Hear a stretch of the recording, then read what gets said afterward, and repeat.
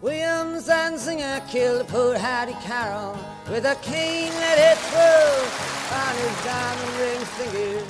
This song about a courtroom starts in a ballroom. Baltimore, a little after 1 a.m., February 9th, 1963.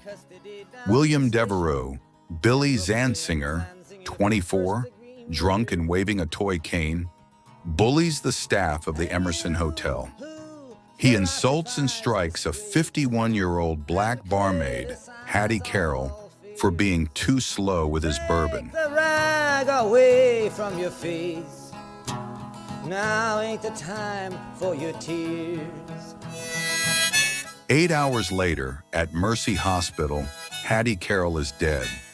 The autopsy notes atherosclerosis and a brain hemorrhage, likely triggered by the abuse more than by the light blow itself. Owns a tobacco farm of 600 acres, with rich, wealthy parents who provide and protect him, and high office relations in the politics of Maryland. Reacted to his deed with a shrug of his shoulders. Zanzinger is arrested for murder, but after a 3-day trial, the charge is reduced to manslaughter, 6 months in the county jail, not state prison, and a $125 fine. And criticize all fears. Take the rag away from your face. The sentence arrives on August 28, 1963, the very day Martin Luther King Jr. delivers I Have a Dream. As Reverend Jesse Jackson would preach, something is broken when a white man can beat a black woman and no one stops him. Hattie Carroll was a maid in the kitchen. She was 51 years old and gave birth to 10 children, who cleaned up the dishes and hauled out the garbage, and never sat once at the head of the table, and didn't even speak to the people at the table, who just cleaned up all the food from the table and emptied the ashtrays on a whole other level. Got killed by a blow, lay slain by a cane that sailed through the air and came down through the room, doomed and determined to destroy all the gentle, and she never done nothing to William Zanzinger. Dylan reads the papers, is sickened, and writes, scribbling the song in a 7th Avenue luncheonette. He lets the story burn on its own, shaping it with Brechtian lift, each verse tightening the screws until the refrain finally turns.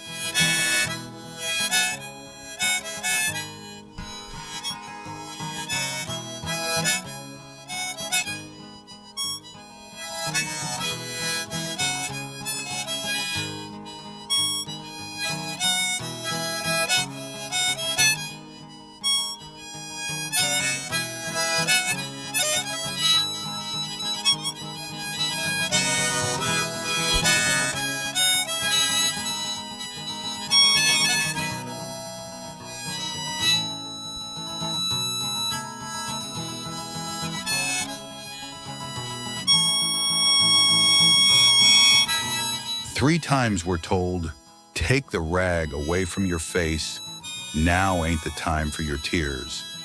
And then the verdict lands and the last chorus commands, bury the rag, for now's the time for your tears.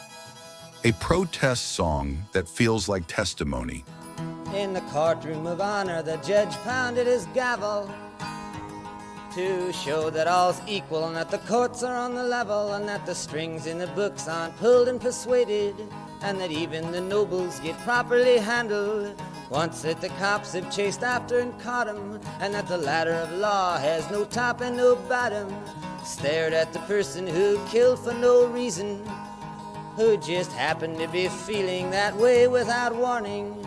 And he spoke through his cloak, most deep and distinguished, and handed out strongly for penalty and repentance William Zanzinger with a 6-month sentence. After serving his sentence, Zanzinger became a Maryland real estate agent and later scoffed to a biographer, I should have sued Dylan and put him in jail. He never did. He died in 2009, bravado to the end. First the woman, then the truth, then the courage.